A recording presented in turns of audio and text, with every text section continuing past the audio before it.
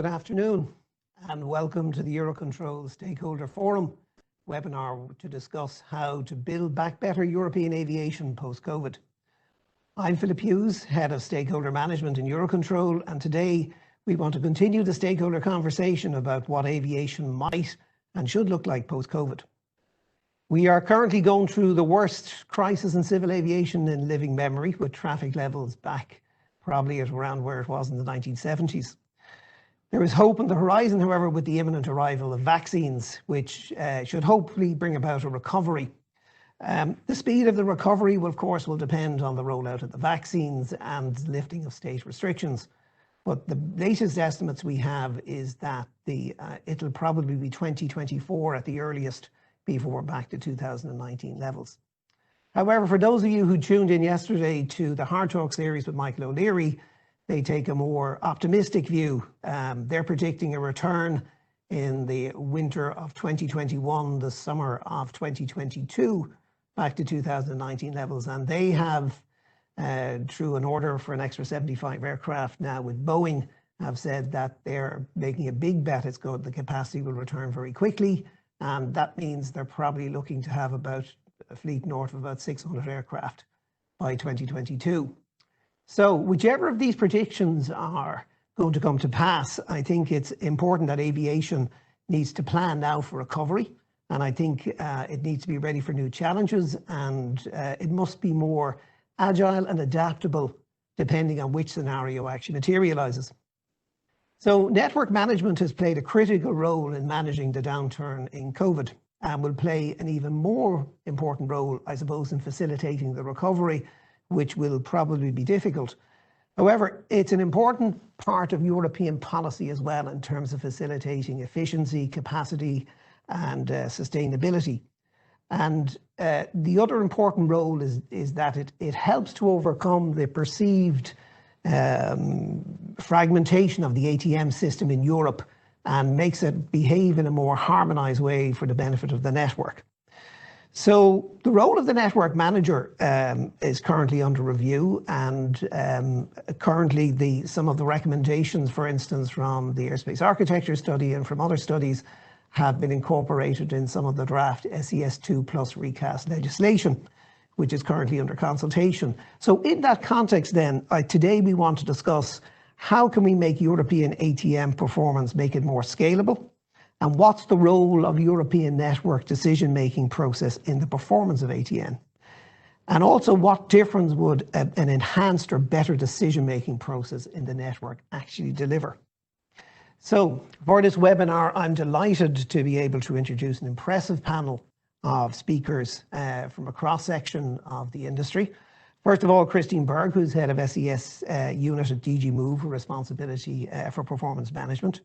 Simon Hokart, Director General of CANSO and also Chairman of the Network Management Board. Lieutenant Colonel Ray Martin, who is the Chief Air Traffic Services Officer with the Irish Air Corps and is also Deputy Chairman of the Network Directors of Operations Working Group. And last but not least, Jacopo Princinotti, Director of Network Management at EUROCONTROL with responsibility for network management.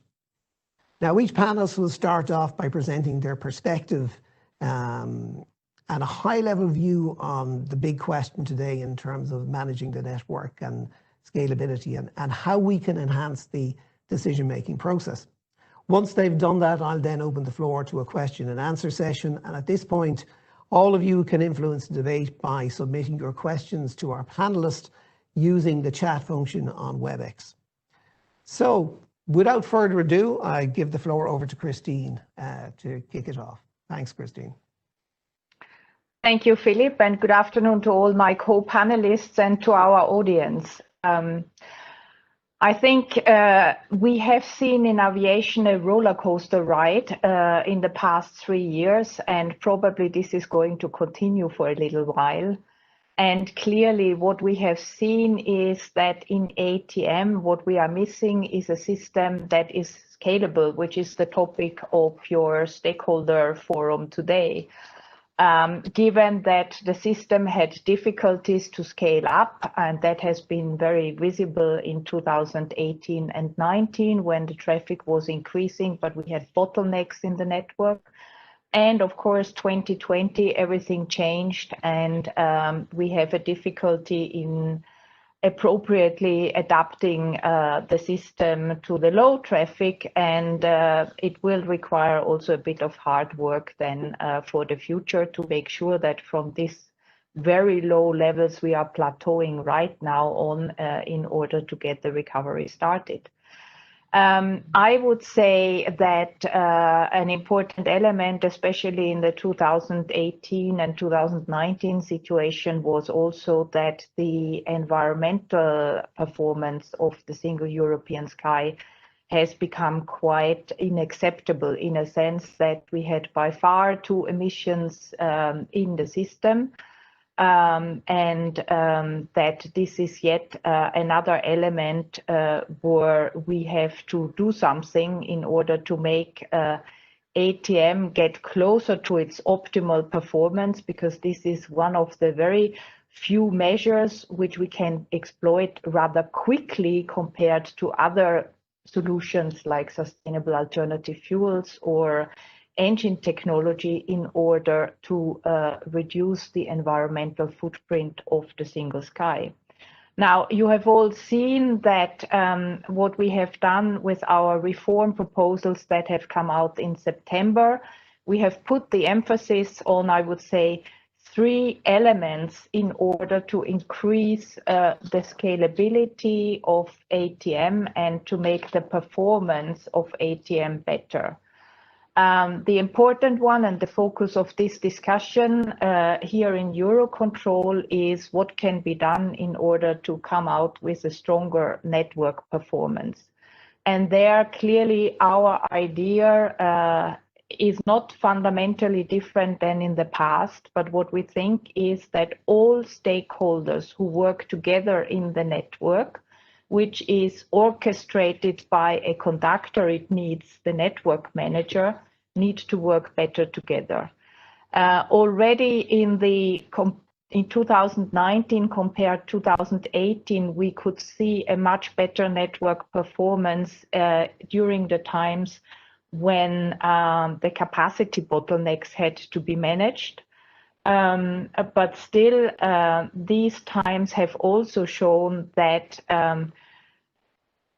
everybody needs to be committed to act in the interest of the entire network. And this is why we think that there is 2 essential things that we need for the future.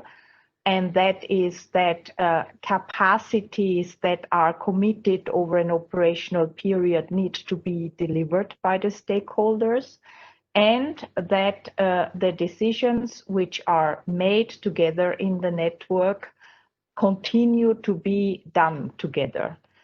This is the famous CDM, collaborative decision making, which we think has an important value because the network is not handled by the network manager alone. The network can only be as good as all partners in the network. And this together also with a closer cooperation with the network manager when it comes to the rollout of future infrastructure needs are essentially, when it comes to network management, the 3 most important elements of our proposal. Network management alone will not bring the scalability that is wanted. For that, the Single European Sky and generally ATM in Europe needs to better embrace the possibilities offered by data sharing. And this is why we are suggesting to create a European market for ATM data service providers. We are leaving open who those providers could be. It could be existing players, it could be new players. This is also not challenging the fact that states are responsible to designate air traffic service providers. But the idea is, with an increased level of specialization and with more transparency, things can be offered at wider scale with more specialization across Europe, and that way, in the light of the airspace architecture study, this can contribute to a flexible provision of services. It can also increase the resilience with new players. Not everybody will need to do everything themselves in the future. People can focus on what they are good and what in their local situation is best to them. Let's also not forget we are offering a choice here, because we are no longer doing one size fits it all concepts. We are offering a possibility to engage in such a market. That in return will mean that we also need a bit how we can increase transparency and benchmarking to see how the situation evolves in the future. And for that, we are proposing to come to a new way of working together between national and European authorities engaged in economic regulation. But I think it's also important that, and there I come back to the network, that the idea of overcoming fragmentation and problems in the network is no longer what initially has perhaps been the hope via functional airspace blocks, that you come from a local to a regional integration and slowly to a completely integrated one provider for Europe system. That I think in the 21st century, in a world where data and the exploitation of data is becoming more important, is no longer at the sleeves. One also has to accept that we don't want to do from Brussels one size fits it all concepts by which we say who must collaborate with whom. That will be possibilities in the future which are open for all sorts of cooperations, but if we focus them around digitalization, digital data services, and better network management, we think we come to a better delivery with ultimately the effects on the environment we want to see. I'm sure I was longer than 5 minutes, but I'm looking forward to our discussion. Thank you. Thanks, Christine. That was very interesting and covered quite a lot of ground. So, Simon, the ANSP viewpoint, what's your take on network management?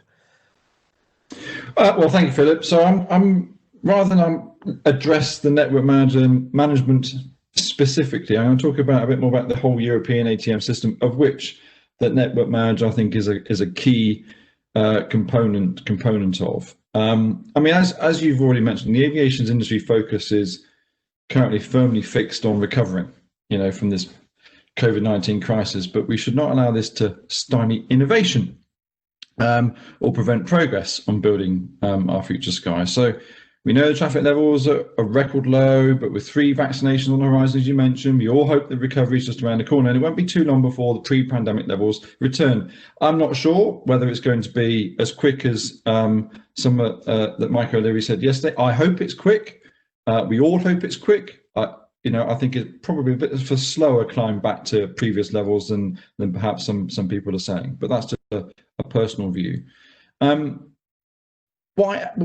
During this crisis, I was and still am actually really encouraged to see the cooperation between all the stakeholders, and that cooperation and collaboration has got stronger and stronger and stronger. We all share a vision to build back better and to create a more sustainable aviation industry as it recovers from the pandemic. And a good example of this collaboration is the Aviation Roundtable report on the recovery of European aviation, developed by 20 associations, all calling for the EC to temporarily increase the ATM research partnership and SESAR deployment funding rates to, it was actually 100%. It's that type of collaboration and people getting together that I've seen a lot more of. So, and there's other examples, obviously I represent CANSO, and the 4 other leading aviation associations have combined with an expert consultancy to plan a way for the sector to achieve the net zero CO2 emissions by 2050. That's, again, in line with what some of the things that Christine was saying. So great initiatives. And they're all in service of the aviation industry's 4-pillar strategy: new technology, efficient operations, improved infrastructure, carbon offsetting and CORSIA. But how can ATM specifically help? Well, from implementing new operational procedures to adopting the latest technologies, the ATM industry has a crucial role to play in improving the efficiency of aviation, and I include the NM in this. You know, we all want to reduce flying time, you want to reduce fuel burn, you want to build a strong and agile global transport network for the future. And I think actually Cesar, you know, it's not been mentioned, Cesar technology will help us get there, and there's a whole range of innovations on our radar. You know, we got Cesar doing the SIDS, I think, this week. I spoke to them this morning, and we got this chance to radically transform ATM performance. Digitalization for me is a prerequisite for the modernization and decarbonisation of the whole ATM system. There's, you know, okay, I mentioned a couple of other things: satellite surveillance, space-based ADS-B, already enabling ANSPs across the globe to safely reduce separation and improve capacities, helping airlines to optimize flight paths. Then there's automation in ATM. That enables planes to fly, you know, reduce separation minima, build capacity, and we will need capacity by automating traditional core functions. It would also help improve that CDM process between airports, airlines, and ATM. We're already witnessing its potential in, you know, continuous descent profiles and climb operations, where, you know, we're not seeing the steps. We're not seeing the airlines powering up and down with their engines, and that automation will enable global, real-time, predictive, and more complex decision making. Synchronization of airborne technologies with advanced ground-based automated systems and improved safety, all through robust separation assurance and monitoring capability. Now, we got CDM, we got airport CDM, we got system, we got SWIM, we got air traffic flow management. All of that encourages cross-industry collaboration, but the core of that is effective data sharing. It's effective coordinating actions on the ground. It's effective forward planning and improving tactical decision making, but it's done not in isolation. It's done across a wider area. We call it network approach, we call it networking, all those types of good words, and obviously that's where the network manager phrase comes from. Finally, I ought to mention artificial intelligence. You know, that can help to process large amounts of data fast and accurately, and it can be used to make it easy for ATCOs to predict and avoid situations, as we all know. Now, these are some of the examples of how innovation, I think, can help harness performance gains. So the key priority in all this, in my opinion, is the digital transformation of ATM. And it should be a key priority for us all as we move back to a new normal. It will enable a higher level of automation, virtualization of services, contribute to greener, safer, more efficient, resilient, and critically, a more scalable air traffic management system, as well as smoothing the way for the safe integration of new airborne vehicles, not really been mentioned yet, drones, supersonic aircraft, space vehicles, air taxis, and I could go on. Now, obviously, digitizing our skies won't be easy, but it's encouraging to see the progress that ANSPs and all the other stakeholders are already making, finding innovative ways to overcome the huge challenges that we're facing. It is, I mean, digitalization for me is fundamental to modernizing current ATM activities and to creating that digital European sky, the phrase that gets used, which is, you know, that for me, all of our members are committed to trying to achieve that. Now, I believe that digitalization, automation, and artificial intelligence will dominate the new normal, of the future of air connectivity, flying, passenger experience, whatever phrases you want to use. But the key challenge, that's the priority, the key challenge of this transformation, well, there's not one challenge, there's lots of different challenges. They're numerous. They're including resistance to change, the need to train, transform the workforces. But this is what I think we need to get started. We need a clear vision, an overarching strategy for the digitalization of our skies. We need increased cooperation and full alignment between the aviation sector and policymakers and regulators. We need to work together to make it happen. So that we need to collaborate on key areas such as the R&D required to make this a vision a reality. All the key players, ANSPs, airspace users, airport operators, network manager, manufacturers, all need to collaborate to shape our future skies. And I believe we need to expand the dialogue now to perhaps include UTM service providers, drone manufacturers and operators, and even cities, now that we're talking about smart urban mobility. So that's the challenge. You heard the priority, and I'm sure this will, we'll talk about it more in the next 45 minutes. Thank you. Thanks, Simon. Yeah, digital transformation is certainly one of the key topics, and the alignment on that. So one of the key parties in that was the military. So Ray, what's the military's view in terms of all of this digitization, data sharing and alignment? Thank you, Philip. And I do actually have a presentation.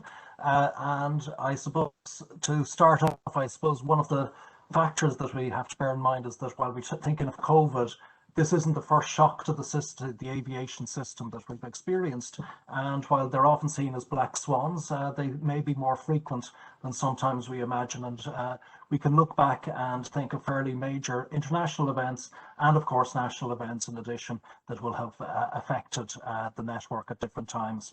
And I think what's sometimes very important to consider is, what's actually happening when all this is going on. And sometimes we have to remember that in a crisis, states sometimes can't be blamed for working like states at times, in terms of their initial response will often be to protect their interests and their people.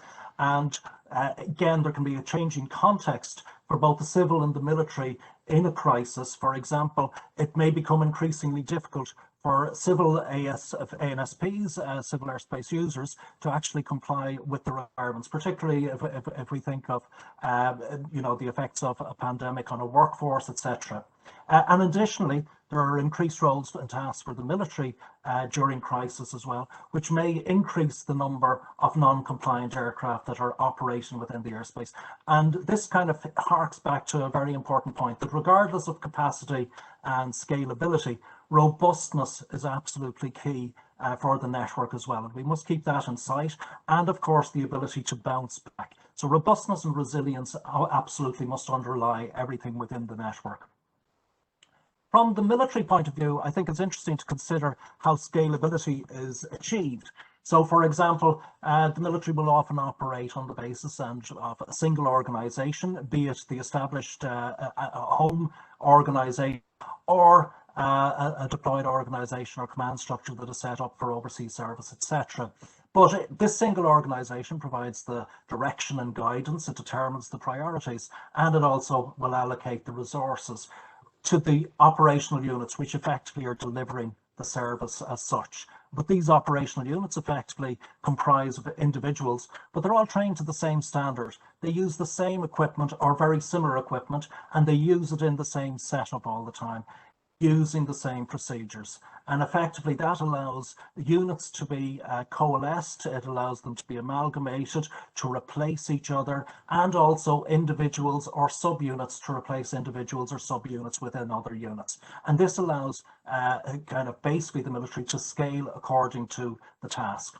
But of course, these operational units have to be supported by technical know-how and capability, and this is normally provided through specialist units, so our communication information systems, our logistics, ordnance, etc., etc.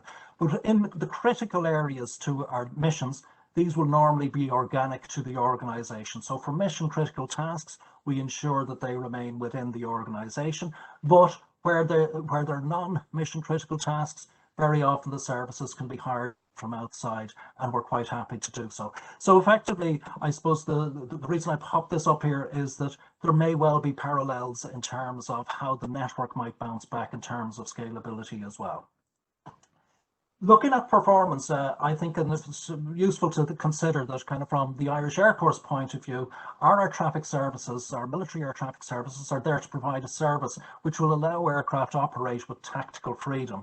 And to a large extent, that's need from the network and from the airspace system, that we can enter it with tactical freedom, carry out what we need to do, and do so completely, on time, and with the necessary security. And having met those three targets, that we've also managed to do it as efficiently as possible. And that perhaps gives us an idea as to how we would measure our effectiveness. So, for example, have the objectives actually been met? And this would be the equivalent to a diversion or cancellation. So if a sortie hasn't met all its objectives, it's going to have to repeat and go back into the airspace. So effectively equivalent to a diversion or cancellation, perhaps on the civil side. Also, how efficiently were the actual objectives met? And that would be equivalent more or less to delay or non-optimal routing. So effectively, we've had to repeat, or we've had to increase the length of time in the air in order to achieve the objectives. And throughout all, kind of particularly from the exercising and training point of view, having access and being able to access appropriate airspace at a reasonable distance from our bases is absolutely critical. So that fits in towards the decision making to ensure that kind of when we look at network management roles and changing, it's really important that where state prerogatives are affected, ultimately the state must be the decision maker in those regards.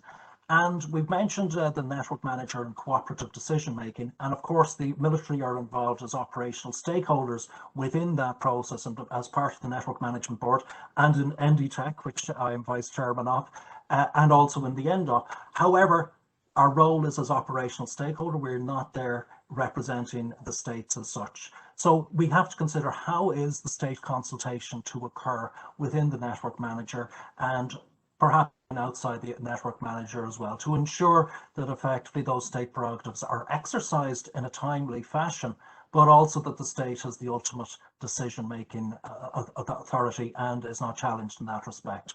And then, of course, there is the question and the challenge of ensuring that the states maintain their technical competence and are able to recognise and deal with strategic detail. And that's particularly important, shall we say, into the future as supervisory authorities, national competence or competent authorities become more and more independent from the state.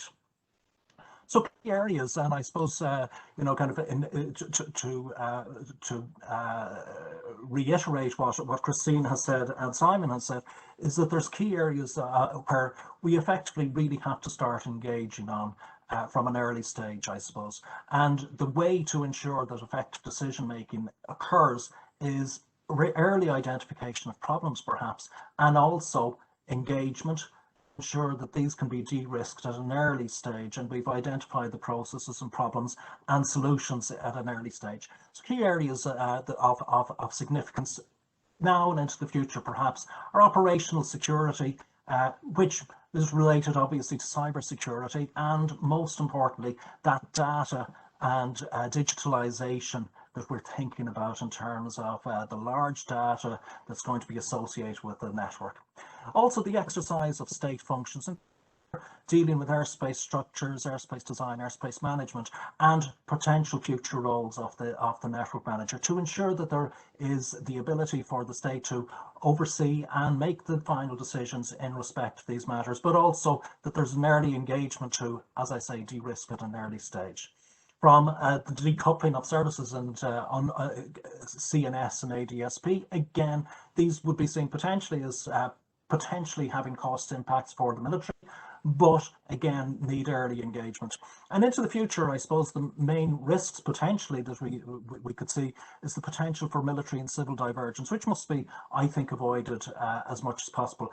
But making sure that the 5th and 6th generation airspace needs are actually taken into account. And also we need to start thinking and dealing with how new entrants and RPAS, both in technologies in terms of both military and civil, how they integrate and interact within the single skies. And I think the key elements, I suppose, for me in terms of going forward is that kind of we have structures in place now with the NFIR. We have the Single Sky 2+ ahead of us and the discussions that will be ongoing there. But I think it's key to have a common vocabulary and understanding of our positions. And that will come from, I suppose, an early engagement. And through that, we can de-risk the process and probably maximise and optimise the decision-making processes. So thank you. And back to you, Philip. Thanks, Ray. That's a very comprehensive view from the military. I'm particularly struck by the resilience. You quite correctly point out robustness and resilience is a major part of that. And also the example of scalability from the military is also very interesting in terms of perhaps lessons for other stakeholders as well. So last but not least, I hand over to Jacopo for the NM perspective. Jacopo, over to you. Good afternoon, everybody. First of all, I just wanted to note that I arrived in May 2019 to have the honor to hold this position, and I started off with the busiest summer ever in Europe, and the year after, guess what? I needed to manage the summer with the less traffic in Europe. So interestingly enough, this gave me a round experience of how scalability and how important it is to become more agile in the system. And I think the title, Philip, that you put, how can we enhance ATM performance and decision making, they really go together. I start from, since I arrived in May 2019, I started from a very simple concept. There is one, whatever you can say, there's one air traffic management infrastructure in Europe. And this air traffic management infrastructure is managed in a distributed way with a number of NSPs, a number of airlines, airports, the military, so a number of actors. So the most important thing is how can we manage to have this effective decision making, to able to decide together what we need to do. So I started off with a very simple factor. How can I get trust? I arrived here, and for me, what was really important is to gain the trust from all the stakeholders, because of course the network manager, as also Christine was saying, has to be seen as an orchestrator and support the network management. The network management is composed of military, is composed of the NSPs, of the airlines and the airports, all of them contributing also through the support of the various institutions and organizations in the decision making. So in order to gain trust, I started to work really hard to deliver on facts, because trust is not a simple word, it's something that is built on facts. And we started, especially during the summer 2019, to define specific procedure to better support the network, but also the year after, when the crisis arrived, to reinvent ourselves with this rolling plan and all these things to support better network. And that's where we started to build the trust. And then one of my main focuses was really to concentrate on modernizing the working arrangement, because in order to be effective in decision making, you need to have the right accountable people in the right place to decide.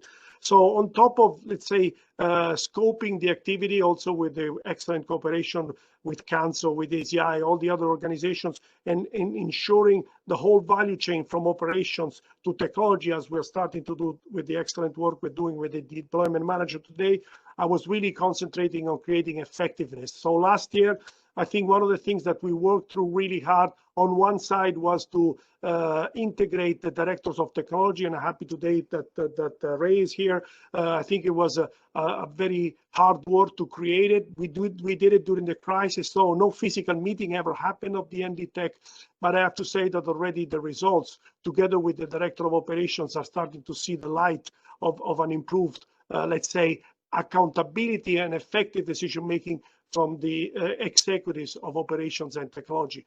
On the other side, the European Commission and all the support in the various instantiations that we had, not least the European Aviation Crisis Coordination Cell is a fundamental trigger, and of course the future regulatory framework a must.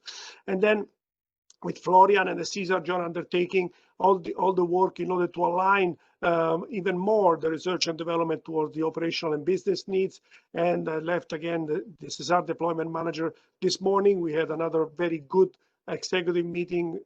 It's important really to ensure that this food chain is totally integrated, and I think also there we're progressing. But I think we're progressing a lot, and we're getting a good ground only because there is a lot of effort in creating this trust building, but also in creating the right places to decide. And still a lot of work to do, but I'm really confident that we're getting there and we're having the right tools. Now, I said I started off with the most crowded in terms of traffic summer of 2019 to the least. I'm really concentrated for next summer, because I believe of the three, it's going to be the most complicated one. It's going to be the most difficult one. I think it's been said by everyone that it's going to be a huge amount of volatility in the network.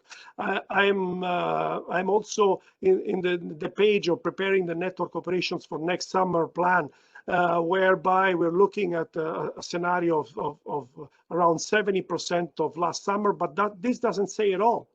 We're looking at areas of peaks of during the day, but also of some days of some weeks of next summer, which will be close to 2019. And of course, we need to be ready. We need to be leveraging the excellent cooperation which has been happening during this year, especially, and develop even more the involvement on every step of the way. So to say that we are, when I say end up and detect, that's the point of the iceberg.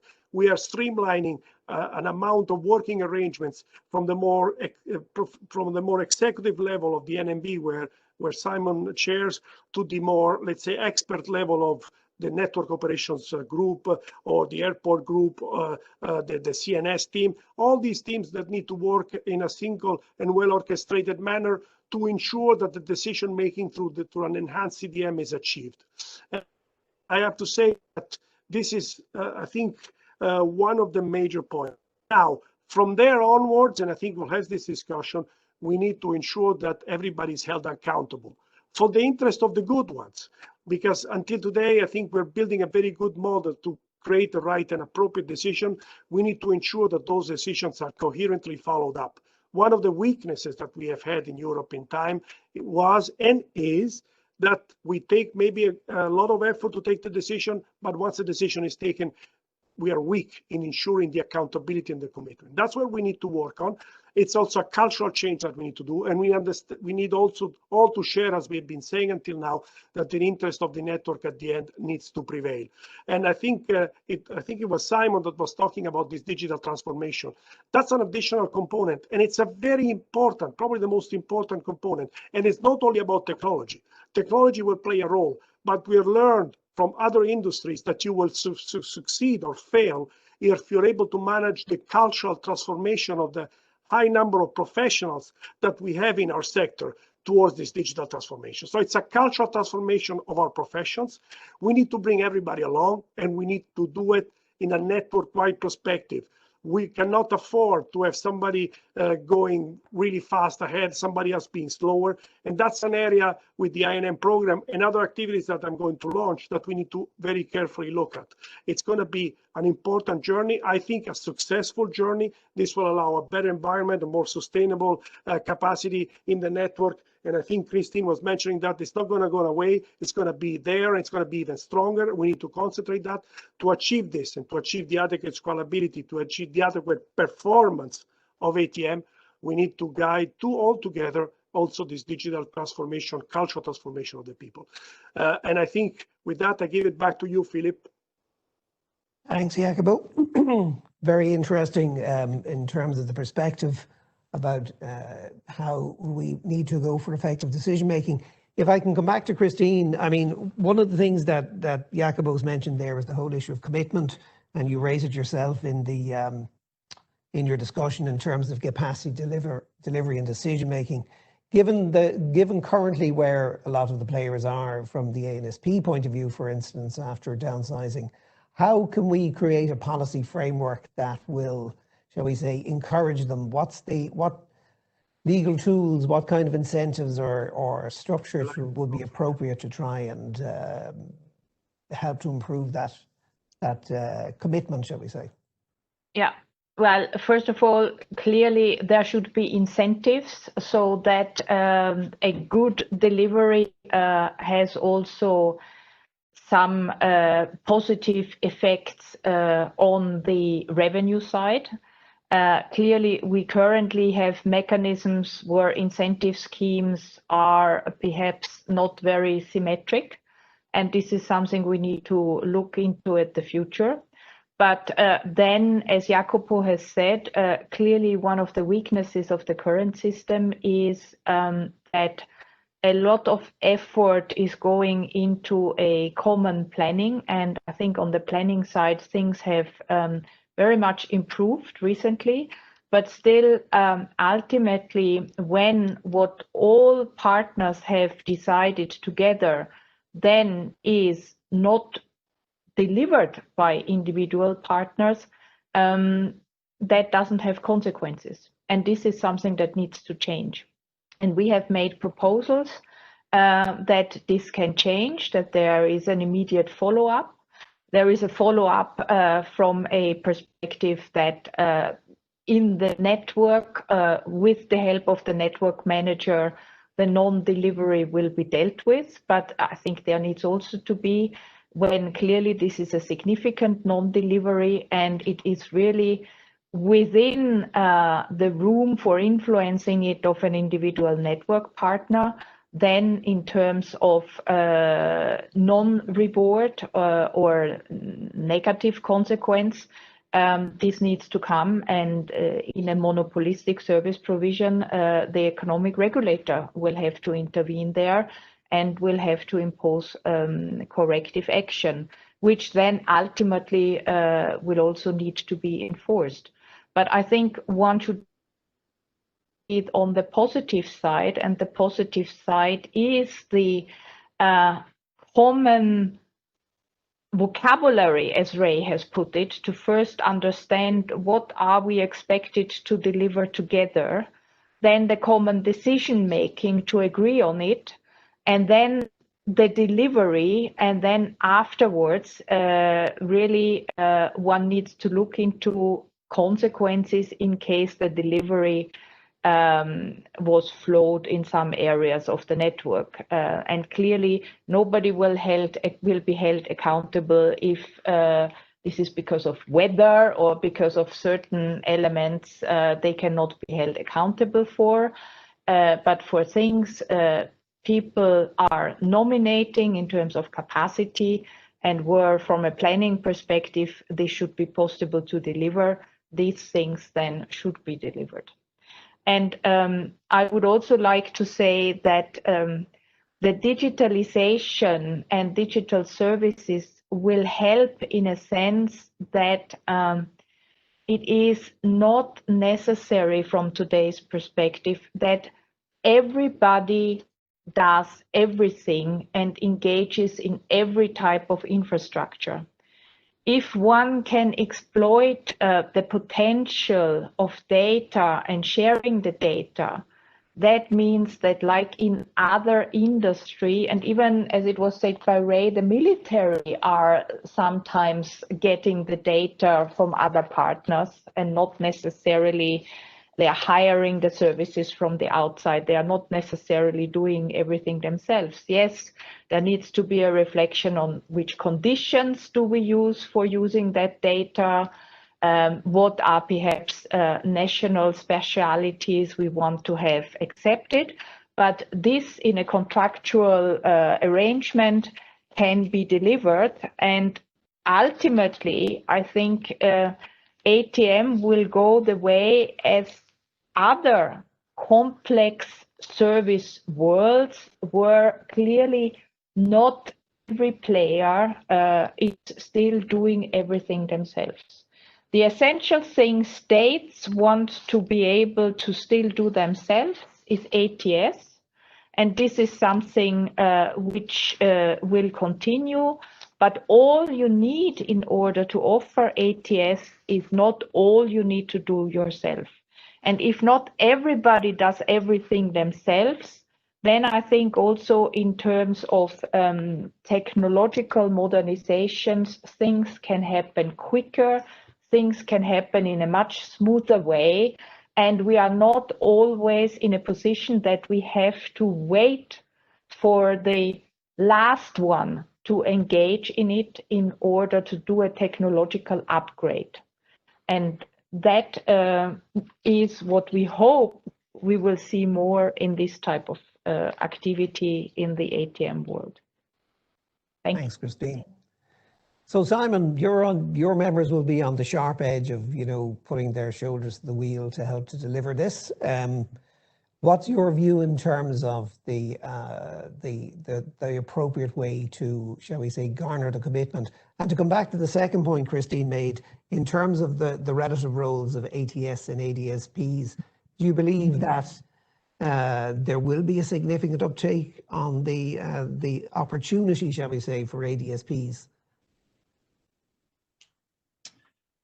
Oh, where to start? Okay, so on the commitment side, I actually agree with most of what's been said. In any walk of life, if you're going to make a commitment, you should stick to that commitment. And there needs to be a really good reason if you don't deliver on it. And there might always be good reasons for things not happening. But that needs to be taken up in the conversation at the time. So incentivization, and conversely penalties for not delivering on something, I think is a fair way forward. But the key is those incentives need to be compatible with one another, which is what Christine's already said. To be fair, they do need to be compatible. They do need to be synchronous, because if they're competing against one another, you're going to set up the people to fail in some form or another, which I don't think is reasonable. Second point is we do need to be careful. It sounds often like the whole of the, all the ANSPs across Europe don't deliver and they keep failing. That's not true. There are some occasions, and there's some of them are significant. There are some occasions where things have not been done and not been delivered, and they need to be addressed. But we shouldn't use a sledgehammer to crack a nut necessarily, to coin an English phrase. We need to be, what are we trying to achieve? What are the outcome that we're trying to get to? The outcome we're trying to get to is an improved performance where, and I'm going to repeat some of the words that have already been said, I think, by Christine, to say, we're all lined up together trying to deliver the same thing, and we're all absolutely committed to doing that. It's that commitment joint, and the people that don't or fall away from that commitment, they need to be addressed and needs to be put something in place to make sure that doesn't happen. The ADSBs, ATS, well, I give you my view of the world. I think we talk about national infrastructure a lot, and national infrastructure, well, there would always be an element of national infrastructure required, probably for the military, and Ray may or may not agree with that, but I think, national infrastructure, certainly from a military perspective, there's always going to be some element that's going to be required from that viewpoint, is my opinion. But infrastructure, I was asked a question actually on another panel this morning around services. You provide services. At the moment, the only way you can able to provide a service is by having infrastructure built for you, and that's often done nationally because that's the way it's grown up over time. To do regional infrastructure was never technically possible to do before. So you had to do it nationally and build up your own national network. And therefore, that's evolved. You can still provide services without now, because services, you need data and you need information to provide those services. It needs to be accurate, it needs to be safe, it needs to be cyber secure, and there's lots of other conditions that needs to be met. But the information that you need is now obtainable from other avenues, other technologies. So do I see a plethora of ADSBs coming in online? I don't see there's hundreds, no. I don't think there's going to be hundreds of them, but I see a number of them. I see a number of them both regionally, I see a number of them globally, that can provide data and information very effectively, very economically, very safely. And I think once we get to that place, then you obviously ANSPs start to change their own infrastructure needs and requirements, because they can get the data and information from elsewhere in a much better way. So as I said, I don't see hundreds of them, but I see a number of them, and I see a number of them globally, not just European wide. I'll stop there. I think that's the two questions that you asked me, but I think it's, and actually it's one of the questions I see here on the chat function is from Wim Post. Why does an ANSP need to own its own infrastructure? And I think you've addressed that question in terms of evolution, in terms of that it is a natural progression, but you feel that there'll be a smaller number in terms of that. But if I come to the military, Ray, I mean, you've already alluded to issues around data sharing and security, and I know there's also, even if I take a more short-term point of view, there's also the issue of equipage of military aircraft in terms of data linking and ADSB, for instance. What's your view in terms of the data? How comfortable would the military be in having ADSPs, for instance, providing the data, which you would probably be one of the people who would be feeding into, let's be honest about it. So how do you square that circle from a military point of view? Yeah, I think, and this possibly comes around with sharing the same vocabulary to a certain extent, because very often when people discuss security, they may think kind of, well, if the system is secure, what's the problem kind of, and how There also is the aspect of operational security. So, for example, very often military operations cannot be shared outside of the organization or even beyond several members within an organization, or particularly to named individuals. And ensuring the capturing of that operational security is going to be a challenge in terms of the ADSP concept, but also potentially for SWIM. And I think kind of ensuring that that discussion is ongoing is vitally important. Once there is sufficient security, then non-critical or operationally critical data will probably not be significantly at risk, and ensuring that there are appropriate gateways to ensure the integrity both of the data and of the systems will obviously be critically important. But I suppose the key element is kind of, it's not necessarily at times what organization needs to know, it's sometimes a case who within an organization needs to know. And that will be a challenge in terms of data provision and kind of data sharing to a certain extent. I think you mentioned the aspect of equipage, and it is a factor in terms of infrastructure, that sometimes there will be specific equipage requirements that will be required by the military, and it was interesting kind of when we're looking at building back better, it's important to bear in mind that sometimes, because of the procurement cycles of the military, and indeed the kind of an aircraft project cycle, where effectively the midlife upgrade is almost decided before the aircraft has actually got into operational service.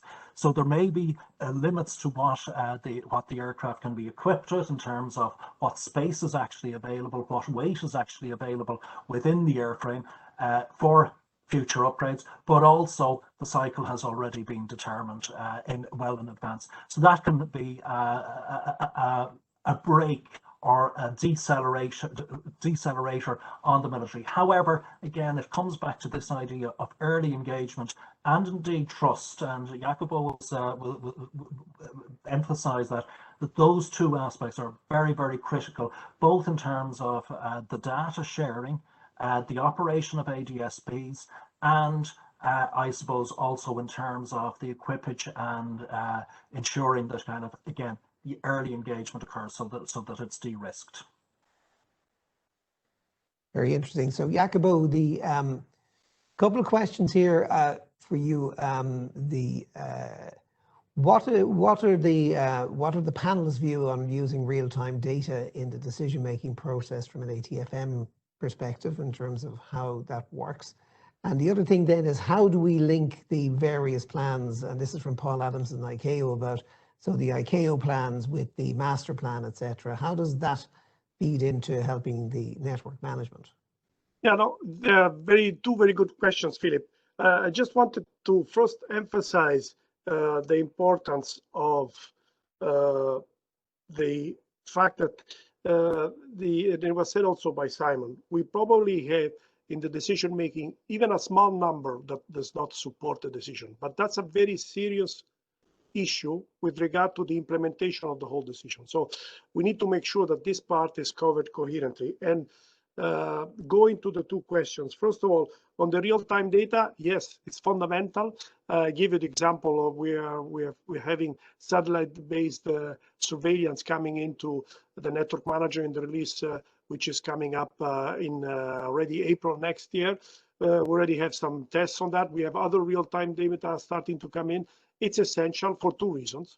One is going to enhance dramatically the tactical phase of flow management to ensure that, for instance, all the North Atlantic inbounds, but also other areas, the Middle East, will enable us to effectively trigger better the European, in the interest of the Europeans, by the way, because today, as you know, there's no flow restrictions coming from outside the 41 states, and especially in the EU. So this means that also the restrictions are mostly put on the European internal traffic, and that's going to be a way to support that.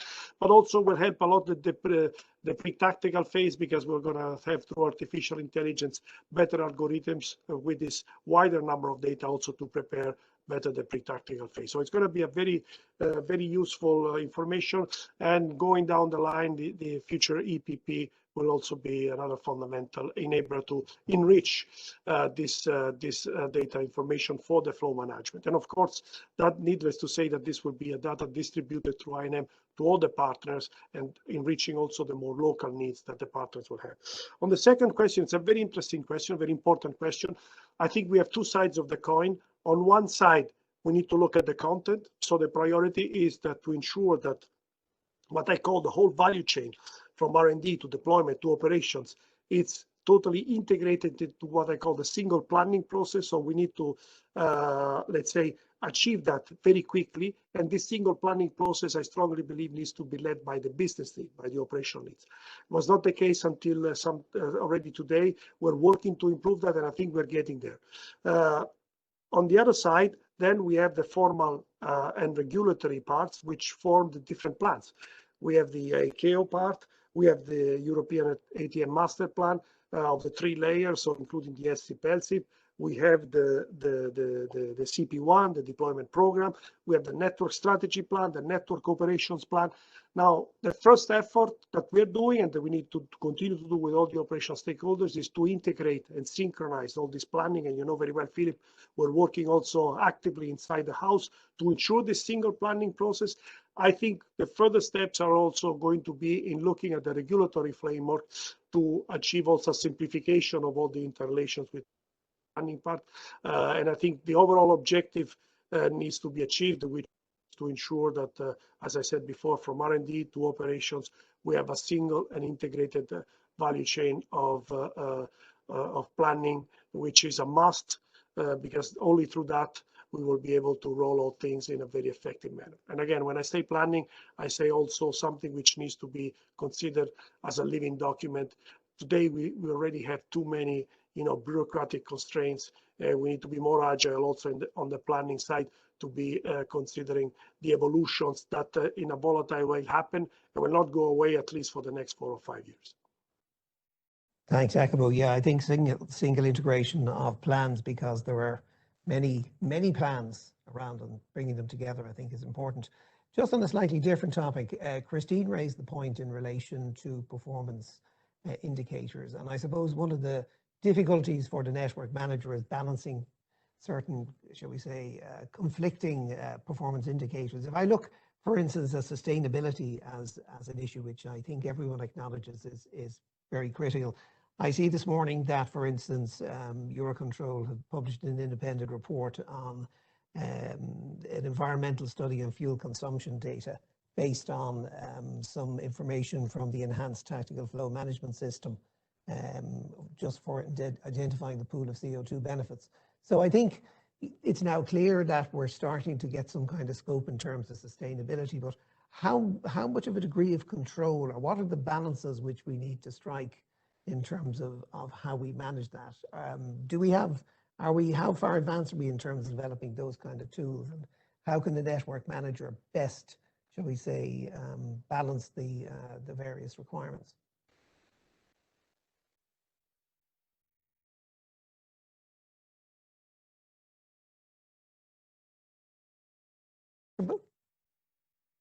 Christine, so to Christine or to me? To you, yeah. Sorry, I thought you were asking. No, as the network manager, I mean, you be the guy that's going to have to try and balance that, and we'll come back to Christine just on the sustainability. Yeah, issue. no, you're right, and I think it's also connected. I just saw popping up a question: how do you allow for those, let's say, legal commitments to happen? First of all, I have to say very straightforward that, and that's also effectively the work that the European Commission is doing. I see that the part regarding the safety is going to be taken out from the performance metric, and it's going to be the standards to be achieved. So we're talking around 3 things. We're talking, and those 3 things, at the end of the day, the environmental and the let's say the improved trajectory go together, and that's where I think the way to measure it is going to be based on the capacity to have the agility and scalability to access that's best trajectory management. What do I mean by that? I mean cross-border sectorization. I mean an agile way of managing the rostering and the flexibility of the air traffic controls. Again, respecting the full professionalism, because it's been said also in the chat, we have a fundamental asset, which is the professional, the ATCOs and the pilots that need to follow us in this journey. And in this sense, I think the measurement is going to be pretty straightforward, and it's connected to the capacity to scale up and scale down, and that's where we need to be firmly addressing those points. So I don't see a difficulty in interpreting that. The point that that I think it was connected to the decision making is, once we get those decisions, how can we legally bound those decisions? I think there are two streams here. I don't think there's going to be a legal or a formal thing you sign off to. There's going to be a step to take the decision that we need to get the right accountable people to take that decision. So, and I think we're also looking at the composition of the network management board. If you have the CEO of a company that takes that decision, that guy is accountable. If you have a person representing a fab at the moment, which is not a legal entity or does not have any accountability in terms of physical responsibility, this is not possible. So we need to continue to address that. And I think the message to respond to that is, once we have the metrics, we need to have the right accountable people to take that decision. But then again, sorry if I insist on that, it's not enough, because we need to protect that decisions for the very small number. And I agree with you, Simon, might be a very small number, but we need to create the right precedent from the regulatory terms to ensure that then the decision is followed up, because this creates also motivation and creates awareness for all the vast majority of the operational stakeholders, which are going to give continuity to the decisions, that the thing is going to be operational. Because we know very well that most of the network, in terms of operational procedures, in terms of technology, even if only one doesn't do it, it will hamper the whole system. Just look at the data link situation and effectively how hard is the work that we're managing today, together with the deployment manager, to get it back working again. So Christine, just coming back to the sustainability issue, I think from a policy point of view, how do you see it being balanced in a way which, should we say, supports sustainability and avoids the kind of unwanted behaviors that we've seen, shall we say, in terms of some of the network performance?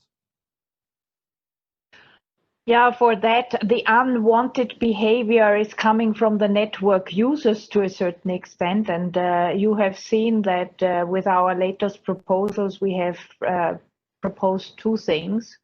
One, that one should think of a modulation of air navigation charges in relation to environmental behavior, for instance.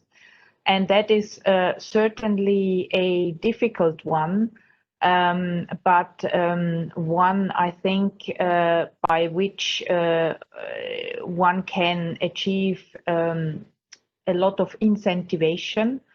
I think we are not suggesting something which is overly dramatic or new. You know that from the area of noise, for instance, when it comes to approach, where this is a very local thing. Unfortunately, when it comes to en route, it's not working if this is decided in some charging zones only. There we need a European approach to create the right incentives. And a lot of hard thinking will need to go into it, but clearly that has a big potential.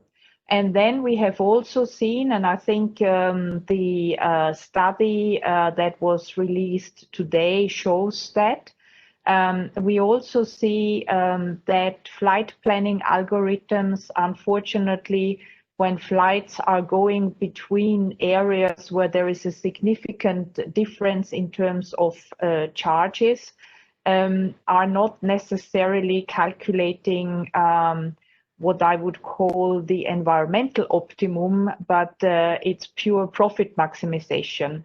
And for that, as a sort of potential tool in situations when, should we come in the future once again to these heavy congestion scenarios, we are also proposing that a common unit rate may be something that would need to be considered. But we would also hope that this is something which does not need to be deployed, because the system as such, the network, can function better. via the better network management, and via, in the medium term, the better use of data services that will not only make things more efficient, but will also enable to sort of come to a seamless service provision. I think we had good example with virtual towers. The next step should be virtual centers, and for that you need the data to be available, like in many other industries, which serve as an excellent example for inspiration. So Simon, from an ANSP point of view, how do you view, for instance, how do your members view a single unit rate, for instance? Do you think it's an appropriate tool for eliminating those kind of behaviours? And the other second question I want to ask you, going back to your digitisation piece, is I sense from talking to other people in the ANSP community that given the cutbacks they have in CapEx, they're reluctant to make commitments in terms of investment. How can your members make the kind of investments which are required in order to facilitate the kind of changes we've been talking about? Okay, let's answer your first one first. Single unit rate.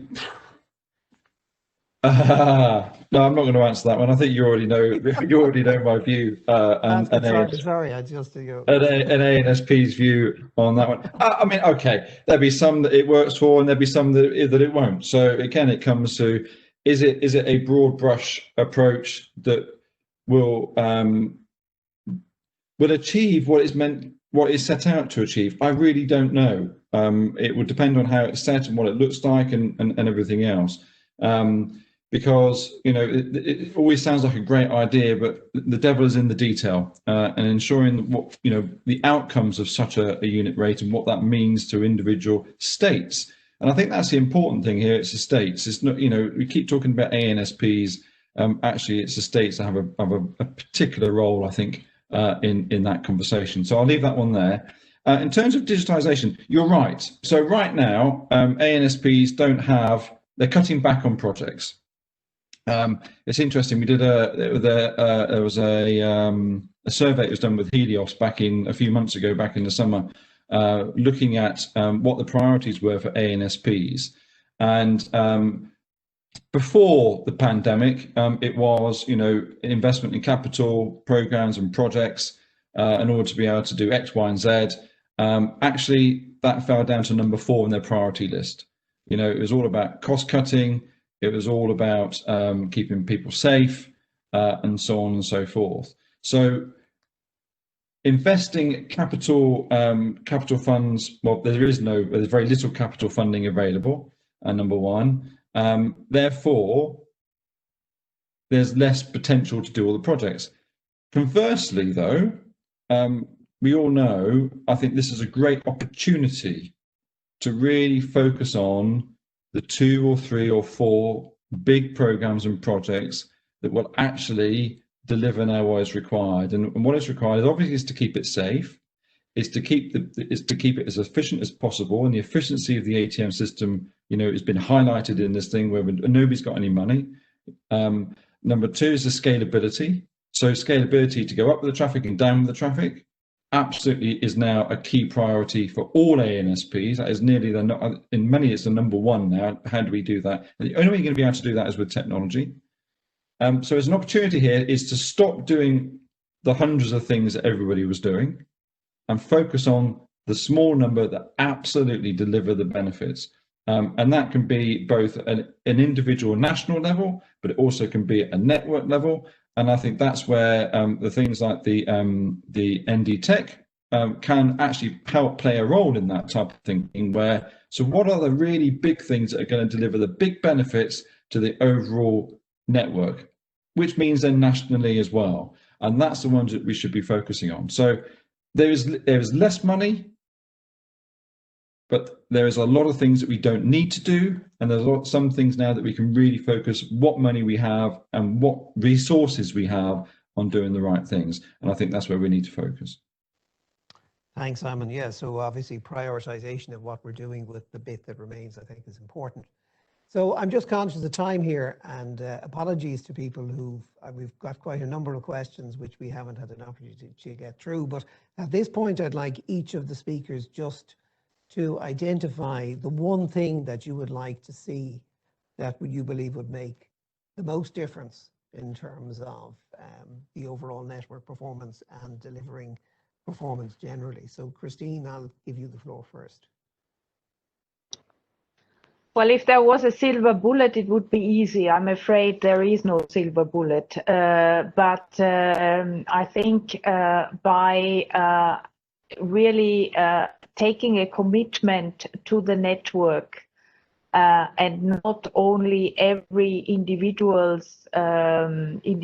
stakeholders' individual objectives, that combined with consequences that come from the accountability that was very often referred to, will take the delivery of the network into a next level. And I think we are committed from our side to create the right regulatory framework within the individual players can then act according to their accountability.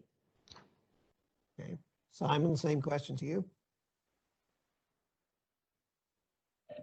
Interesting. Is there one? No, there is no one silver bullet. Agreeing with Christine.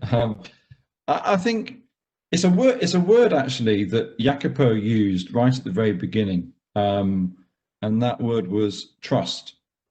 So we talk about decision making and rapid decision making and accurate decision making and trusting the decisions that are made. You've got one end of the spectrum, there's 100% collaborative approach where no one can make a decision unless everyone agrees. And at the other end, you've got one person or one single person organization that decides how everything's going to be on behalf of everybody else. Neither of those approaches can work in their purest form. It's ideological. So how do you get to a position where all the actors make the right decisions? And for me, that's all about sharing more information freely and enhancing the CDM processes. So, an example for that would be weather. Each region in Europe uses its own weather. Each country uses its own weather. Each airport uses its own weather to make operational decisions. If we were to change things and use one European-wide system, that probably wouldn't work either, as people wouldn't have the right local information to make the operational decisions. But what you need is for all the information to exist within one system, the local view and the network-wide view, so that everybody can make the right individual decisions without the fear of one person deciding for all, or the one person deciding for all is making the right decisions on behalf of all the local. So as an industry, it's having the trust and the capability to move towards that greater sharing information. If we can do that, actually, that will help immensely. Sounds like a strong endorsement for ADSPs. Ray, how about from the military point of view? What would be top of your Christmas shopping list if you had the opportunity? I heard that Santa wasn't coming around this year due to COVID. I suppose one of the aspects that I would consider, and I'll give two items, one more particular and one more general. The first thing is the prioritization is really important, and I think Christina pointed out that in terms of determining performance and looking at how performance is dealt with, prioritization really has to kick in. And for example, from a military perspective, it was with some humor that we noticed that to be made available for users of the network was both the environmentally optimum trajectory, but also the user preferred trajectory. And there possibly needs to be kind of an element of where do precisely our priorities lie within specific aspects, and that should drive us a wee bit forward. Second thing, and I think this is really more important, or really quite important in terms of ensuring that correct decisions are made. And Jacopo mentioned the thousands of professionals that are out there that are working in this industry.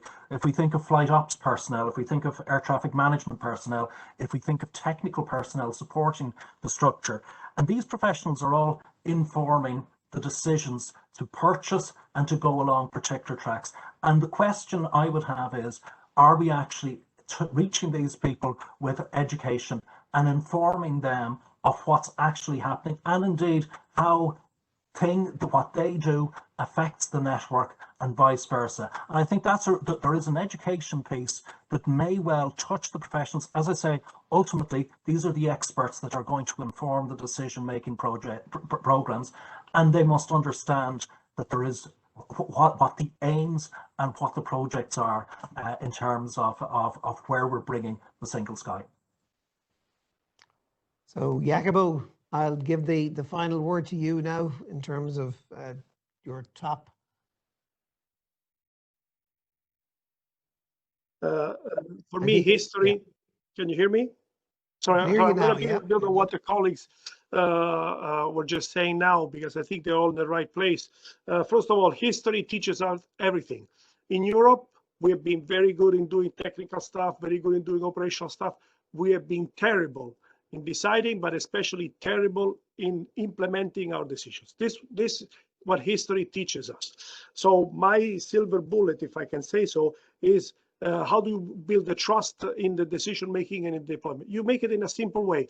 First of all, you need to create the right environment to take the decision. Sorry if I insist on that. And the right environment is at the right time, with the right accountable people to decide at different levels. And this has to be really organized. And if this is organized, you get the trust that everybody who is part of the network contributes to that decision. And once that decision is made, everybody is trusting that the process is correct and it's done in the right way. So everybody will be inclined to follow. Then you need, and this also needs to be through a regulatory framework, you need the protection of that decision. You need to ensure that that decision is enacted. Since we are a number of very good and volunteer people, Simon was saying the vast majority, I fully agree, will most probably follow the decision. But for sure, since we have a number of NSPs, we have a number of airlines, a number of military, and people change in the 10 or 20 or 50 years in terms of management roles, you need to ensure a regulatory framework that allows for the decisions to be implemented. This will reinforce, as a president, the motivation of the good ones, especially, to continue to deploy. And the example are, airlines or NSPs having been the first movers on data link 25 or 20 years ago, having paying the bill of the investment that was not delivered and is starting to be delivered now. That's just a stupid example. There are thousands of those. So I think, in a nutshell, in order to build the trust that Simon is saying, we need to continue to work on creating this good and effective decision making involving everyone, but also we need to ensure that there are, from the regulatory and the process side, rules that enable that this decision is implemented and the motivation of the decision is there. Okay, thank you, Jacopo. So just to summarize, I think this has been a really interesting conversation. I think there's been some very interesting topics open up. I think I hear the word trust and implementation mentioned. I think Christine quite properly pointed out that we had to have an appropriate regulatory framework to underpin that. I think Ray has indicated the military's reservations, but I think I certainly got the strong impression that they're capable of being dealt with and managed. Obviously, from Simon's point of view, I think the CDM process is critical in terms of how we bring that together. So I think the issues are there. I'm sure there's lots of interesting discussions we can have on some more of those issues, perhaps at a later date. But I think this is a very good overview in terms of where we are at the moment and what needs to be done. So therefore, at this point, I'd just like to thank all the panelists for your time. It's been a really great session, and thank you. I know that some of you had to make sacrifices just to be here, so we really do appreciate it. I just want to also to say that we will be having another series of these webinars in 2021, so please watch this space. And again, it only remains me to thank our panelists today, and thanks to everyone for contributing to the questions. It was really interesting. So please stay safe, stay strong, and stay positive, and we will see you again soon. Thank you very much.